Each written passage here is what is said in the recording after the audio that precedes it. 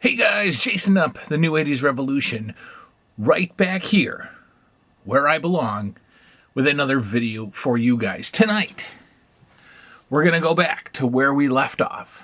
About 8 months ago, I sat down here in a little bit of a different position in this room, and I did the AWA Remco Wrestling Figures Series 1 review.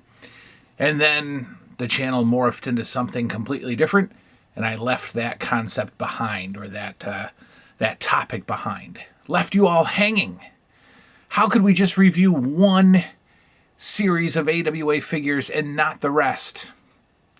Well, tonight, I make good on that, and we will review Series 2 of the AWA Remco figures right here on the New 80s Revolution. But first, and I'm going to do this really briefly. I want to thank so many people for leaving amazing comments, inspirational comments, motivational comments, and humbling comments all night last night, well into the morning.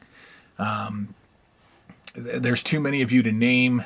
The people that I have been communicating back and forth with, you know who you are.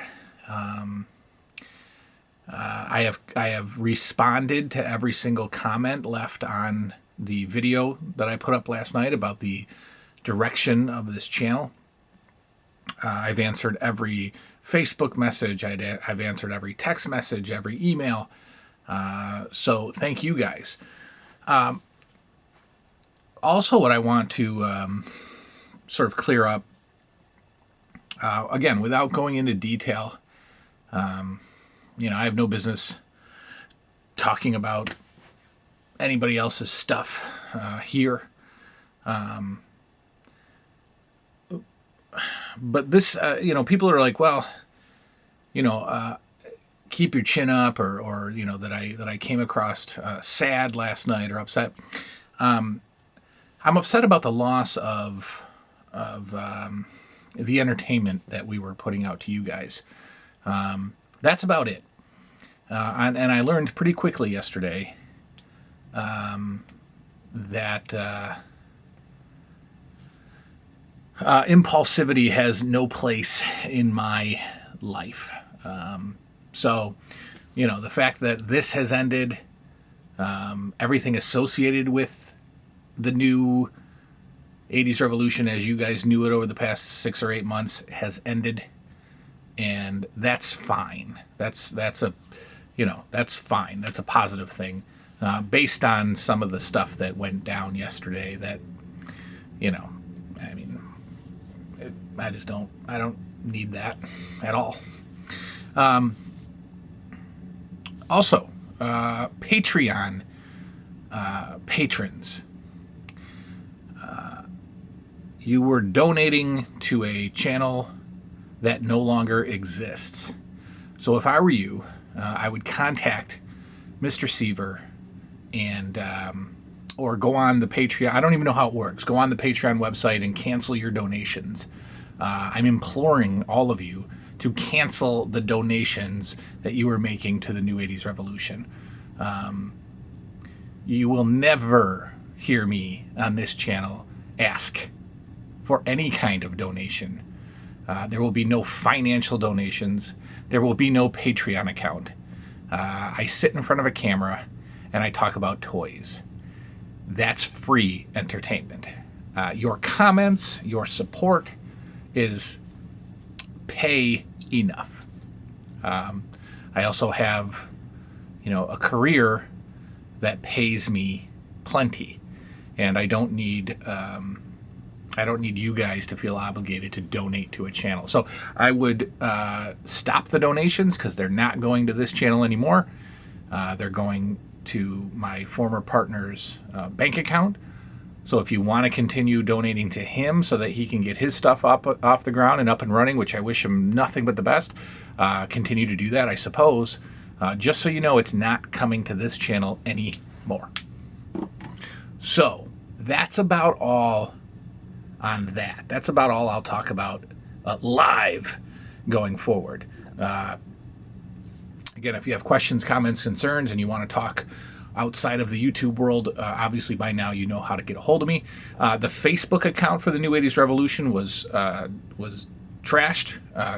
Chris pulled it down, and I think it'll be gone in like 14 days or so, which is fine. I'm making another one, so you guys have access to me on Facebook, my personal Facebook, and then there'll be a Facebook page for this show as well. And that'll be up in like 48 hours. I'll do that in a couple days. I'm just adding some photos and plugging in some stuff, and then you guys will have an actual New 80s Revolution Facebook page to go to. Instagram, I don't know, maybe. Who knows? What else? And I mean, the channel will morph. I will take elements from what you guys loved. The two of us sitting down here. The topics, the format, the segments, the commercials. This was not all from the mind of just one person. All right, these were all things that I wanted to do as well, but didn't have the ability to do them back in the day when I was doing this originally. So I will gain the knowledge, and I will perfect it, and that will be brought back into this show as well. So I do want to do a little bit of a higher production show with the same stuff that you're used to from my previous videos. It's not going to get as, I don't know. I won't be playing a character, I can promise you that. It's just going to be me talking to you guys, and a little bit of editing, and a little bit of production, and a lot more beer. So that's that. AWA Remco, guys. Aside from some Japanese stuff, if you remember from the video several months ago, I have concluded, I have theorized that the AWA Remcos were first. They were the first U.S. Produced wrestling figures available in the States. Probably edging out LJN by a few months. Okay? But I am pretty confident that these came first. So we reviewed Series 1, which consisted of the Fabulous Ones, the Road Warriors, the High Flyers, Rick Martel and Baron von Raschke, Rick Flair and Larry Zbyszko. So on to Series 2. Series 2 were 3-packs for the most part. 1, 2, 3 sets, 3 out of 5 sets were 3-packs, obviously, which consisted of, in this case, 2 wrestlers, a valet, 2 wrestlers and a manager, and then 3 wrestlers. So I already reviewed the Road Warriors from Series 1, and I have them here. So you've already seen these from the first review. But in the 3-pack, included with the Road Warriors, was their manager, Precious Paul Ellering.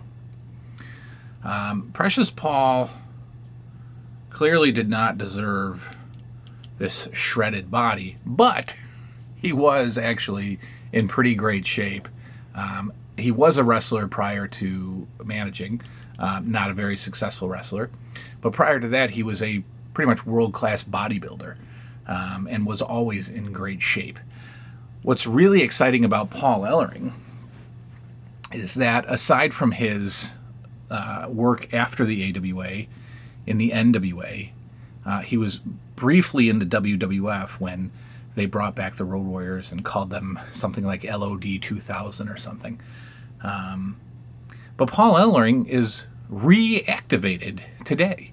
If any of you guys are watching NXT, Paul Ellering is the manager of the Disciples of Destruction, I think, or something like that. Let me know who they are.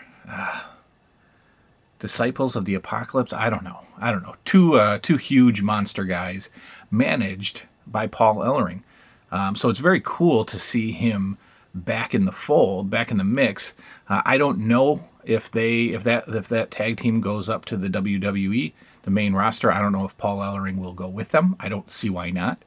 But it's nice to see that he's back in the game. So this is the Paul Ellering manager figure from Series 2, the 3-pack with the Legion of Doom, the Road Warriors.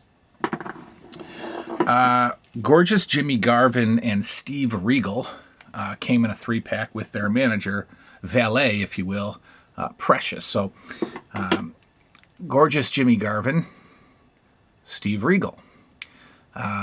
One of these guys is very unpopular.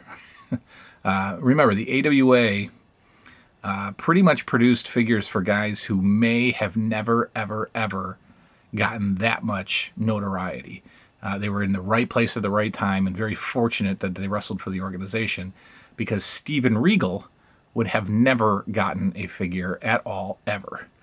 This Steven Regal is not to be confused with the WWE's Steven Regal, who goes by William Regal. So Steve Regal was pretty much his only major success was in the AWA, where he held the tag team titles with gorgeous Jimmy Garvin, and also held the AWA Junior Heavyweight title, which is pretty much the equivalent of the Cruiserweight title. He held that in the AWA. He went to the NWA, where he won the Light Heavyweight belt, again, the variant or the equivalent of the Cruiserweight title. And then from there, he went to the WWF, where he was an immediate jobber, if you will, where he stayed for a very short time and then ended up gone. I believe today he works for General Motors. But Steve Regal's claim to fame, or his 15 minutes of fame, certainly came in the AWA with the release of his figure. Jimmy Garvin had a much more productive career. His fame, again, starting in the AWA, where he was most known.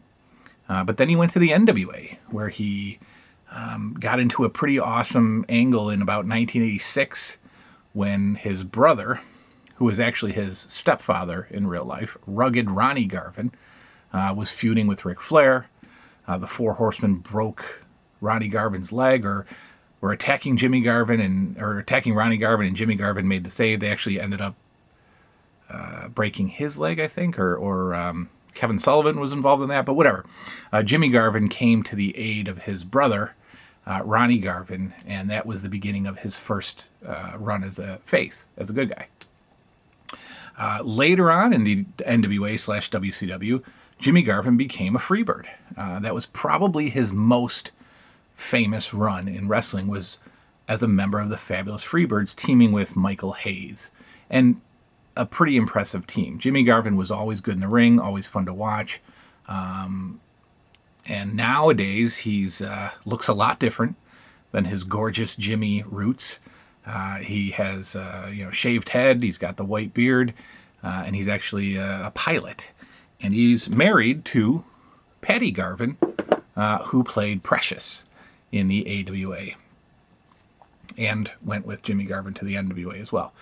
Jimmy Garvin and Precious were married all throughout their run together in the wrestling world, and still today are married. So that's a pretty happy ending success story of a wrestling couple surviving all of the adventures on the road, I suppose. So this is kind of neat to me, because it's the first ever female wrestling figure.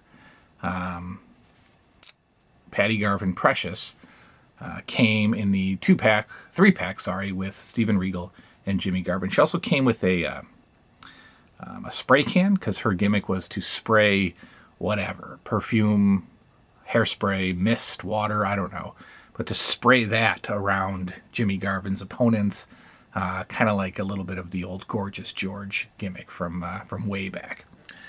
Precious. We mentioned these guys a little bit ago, the Fabulous Freebirds. Now this is interesting, because the Freebirds had a really brief, insignificant run in the AWA. I mean, AWA and NWA and World Class and all those, smaller territorial organizations often shared talent. And so the Freebirds would kind of show up here and there for small runs in the AWA. This is probably one of wrestling's most famous 6-man tag teams, which is weird because there's only 3. I never got that whole 6-man thing, but this is one of, I would say, the most popular 3-man tandem ever in wrestling. And if you're a fan of world-class championship wrestling in Texas, these guys in the Von Erichs tore things up in Texas in the mid-'80s. Had some of the most fan-involved matches I've ever seen, where fans legitimately wanted to kill the Freebirds because they were always beating up their Texas boy, the Von Erichs. Michael Hayes went on to have a pretty good career with the AWA, with World Class, with the NWA, actually getting a brief program with Ric Flair for the world title. He was in the WWF briefly, managing the Hardys, if you recall, while they were feuding with the Brood, with Edge and Christian. And now Michael Hayes and his extremely odd sense of style is still working with the WWE in some kind of a backstage production agent, writer type role. And he never really shed the Michael P.S. Hayes gimmick. Take a look at a current Michael Hayes, and you got to wonder how that guy gets the approval to leave the house dressed the way he does. That's just my opinion. I guess I could be wrong. Terry Gordy. Terry Gordy is one of wrestling's earlier tragedies. This guy probably had the talent to be one of the best sort of big man brawler type characters.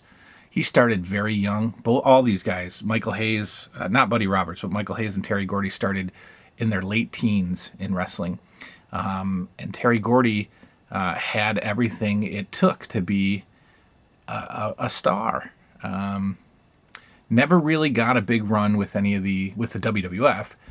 He had a small run with the NWA, small run with the AWA. But again, his notoriety and fame came from World Class in Texas. Again, feuding with the Von Erichs. If you'll recall, he had a very, very, very brief run in the WWF as the Executioner back in around, I'd say 96, 97. He wore a mask, a hood, carried some kind of axe or something. And he had a really, really insignificant, brief, forgotten feud with The Undertaker as the Executioner. In fact, Jakks Pacific put out a figure of the Executioner. So Gordy got really lucky with that. Unfortunately, passed away several years ago from a heart attack, which was no doubt contributed to by his lifestyle of hard drinking and drugs and just kind of being a wild guy. So Terry Gordy, definitely a talent that didn't get to shine, I suppose. Buddy Roberts, real quick, was pretty much the veteran of the group. He was always about 20 years older than the guys. This is at a time when guys could wrestle well into their 50s or 60s even and get away with it. Buddy Roberts was one of those guys. So not too much to mention about him. Good-looking figure. All three are very good-looking figures. Michael Hayes definitely wore this kind of robe-style, cape to the ring, so they really grabbed that. Gordy was always wearing the vest. They actually made 2 versions of this Terry Gordy figure. You'll recall that all the AWA figures have this extremely chiseled, ripped body. Terry Gordy never looked like this. So they did make a flabbier version of Terry Gordy with the pretty correct body type. So there's two variants, 2 versions of this figure. One unusually shredded and one correctly fat. From there, we have one of the, a very infamous, short-lived gimmick in the AWA, the Ganya Raiders. Really short-lived gimmick. I mean, Greg Ganya was the son, of course, of Vern Ganya, who was the founder, the father of the AWA. Of course, back in that time, I guess it was completely acceptable to push your son to the moon when he didn't quite have the talent or the look to deserve it. But Greg Ganya and Curt Hennig. So basically, this Ganya Raiders thing. Again, I don't know if they were just in need of figure ideas at the time, the AWA, but this team, this concept, existed for such a short period of time. In fact, I really can't even remember Curt Hennig being a part of it. Basically, the Ganya Raiders was a little group created by Sergeant Slaughter as they feuded with Sheikh Adnan al-Kaisi's army, which consisted of lots of different guys throughout the time. Bruiser Brody, Nord the Barbarian, Boris Zukov, a guy named T-Joe Khan. So just these sort of flash-in-the-pan wrestlers would come in and join the army against Slaughter. And, of course, Sergeant Slaughter had to form his own army, or his Cobra Corps, if you will. And the Ganya Raiders were part of that. So very short-lived, very silly, gimmicky tag team, but decent figures, I suppose. I mean, with the two-piece outfits, the camo outfits is pretty great. Curt Hennig, we've talked about. He's when we did the Hasbro review, Curt Hennig is probably one of the top 5 greatest wrestlers of all time. And, you know, grew into his character later in his career. Curt Hennig, the literal baby-face, never really got over until he turned bad guy. And then, of course, when you turn bad guy, you have to lose the baby face, so you grow the hair out, you grow the beard, and then we have heel Curt Hennig in the AWA, and then we have, of course, his claim to fame, Mr. Perfect in the WWF. So the Ganya Raiders, one of the silliest tag team concept of all time. One of my favorite group of figures, the Long Riders. This was kind of your stereotypical long hair, bearded, Harley-Davidson biker type tag team. Scott Hogg Irwin and Wild Bill Irwin. And I don't know if it's Scott, Bill or Scott. Or whatever. So these guys, again, their major notoriety was in the AWA in the mid-'80s, feuding with the Road Warriors, feuding with different tag teams of the time. And they were legitimate brothers. So Scott Hogg Irwin and Wild Bill Irwin are brothers. Unfortunately, really sadly, Scott Irwin died in 1987 from a brain tumor. So the tag team ended very abruptly. And Bill Irwin went on to have mid-card fame in the NWA, or WCW. And then what you might not know is that he was in the WWF during their infamous mid-'90s cartoony era that nobody liked. And he was a character named the Goon. So he would wear a hockey outfit and he would punch people like a hockey player or a goon. And if you're familiar with hockey, a goon is a guy on a team that just goes around and beats people up and has no teeth and fights everybody. So Wild Bill Irwin was the WWF's version of the Goon. Very short-term gimmick. But we saw the Goon come back a few different times. In 2001 in the WrestleMania 17 Gimmick Battle Royal, and in 2017 at the 15-year anniversary of Raw, we saw the Goon make another appearance. So nice for Bill Irwin to have his career extended. And unfortunately that Scott Irwin passed away in 1987. Really cool figures as far as accessories. We've got these long length white coats. We've got the biker helmet and sunglasses. And underneath they've got their Long Riders outfit. I really like these figures. I think they, for early figures, accessories were not necessarily what they are today. But the fact that we got a helmet and sunglasses and a nice cloth full-length coat was pretty cool. So Series 3 will be coming up Series 3 was starting to get into the end of the run, and some of the more expensive figures. Series 3 are called Grudge Match 2-packs. I have some of those on card, and I have them loose, so we'll take a look at those coming up in the next video. These videos are not going to be monthly or even bi-weekly. I'm probably going to put these out a few times a week. So we'll be seeing the AWA Series 3 from 1985 in about 3 days. So again, for old subscribers who are sticking around, thank you for giving the channel another chance. The production value, the editing, the segments, the commercials, they're all coming back. I just got to learn how to do it, and I've got some things set up. I'm actually taking a 2-day editing class at a TV studio here in Rochester. And so I'll be hopefully mastering the art of editing. I'm off to purchase a new laptop to get a little bit more powerful computer. And so I would think within a month or so, the editing will be here. And I'm sure it's easy. I'm sure it's something that I'm making too big of a deal about because everybody seems to be able to do it.